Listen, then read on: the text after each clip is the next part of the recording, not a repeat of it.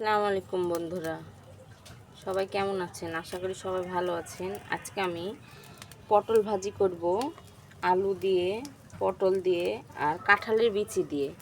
এখানে প্রথমে কড়াইতে সামান্য জিরে দিয়ে দিব।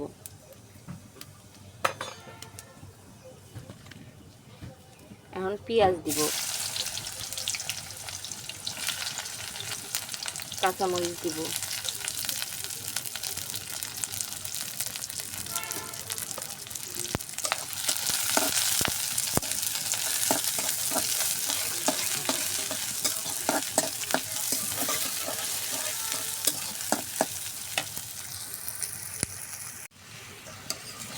পটল, আলু, কাঁঠালের বিচি দিয়ে দিলাম।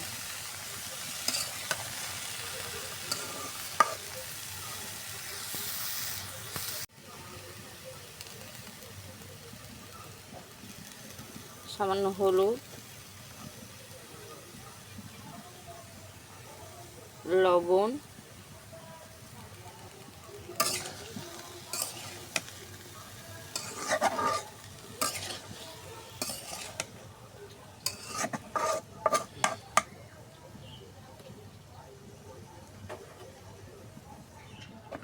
ঢাকনা দিয়ে দিলাম। ঢাকনা খুলে দেখব, দেখেন আউড়িয়ে গেছে, আরও কমে যাবে।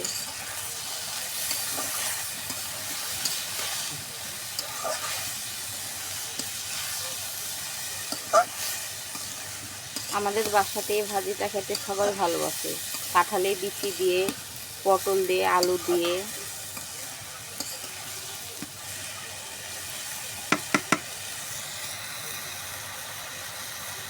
কাঁঠালের বিচি দিয়ে, পটল দিয়ে সুন্দর ভাজি হয়ে গেছে।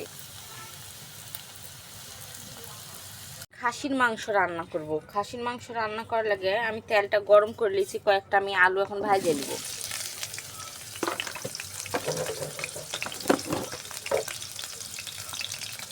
সামান্য লবণ আর হলুদ, দেখুন এটা আমি আলুটা ভাজে নেব।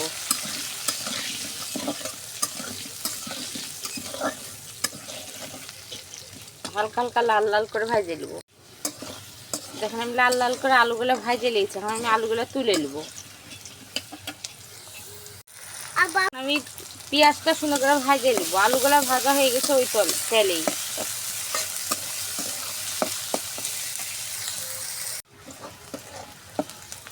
এখন আমি পেঁয়াজটা সুন্দর করে ভাজে নিয়েছি।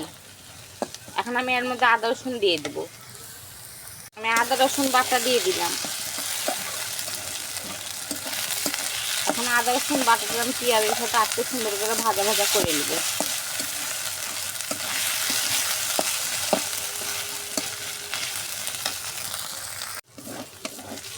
দেখেন আদা রসুন বাটাটা আমি সুন্দর করে ভাজা ভাজা করে নিয়েছি। এখন আমি সামান্য একটু পানি দিয়ে দেবো।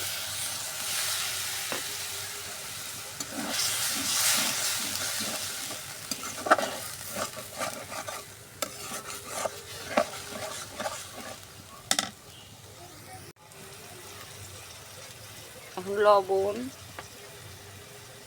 হলুদ, জিরে আর ধনের গুঁড়ে, মরিচের গুঁড়ে, দেখেন মশলাটা সুন্দর কষাই দেব।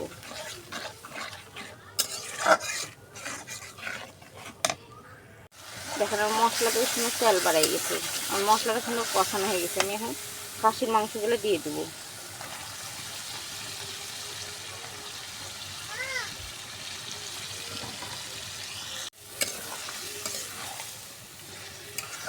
এখন খাসির মাংসটা আমি মশলার সাথে সুন্দর কষাই নেব।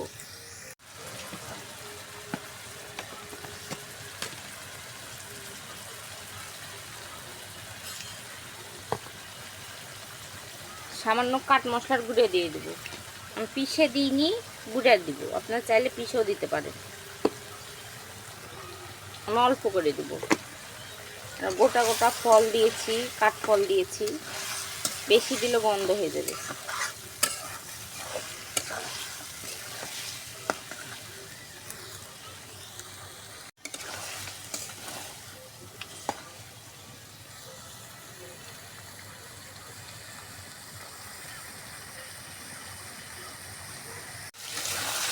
খাসির মাংসের কথাই দিচ্ছি।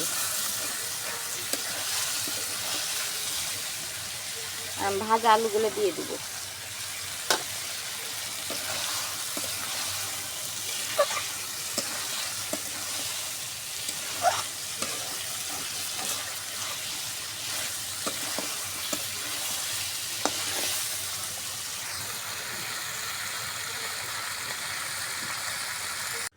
পানি দিয়ে দিলাম, ঢাকনা দিয়ে দিব।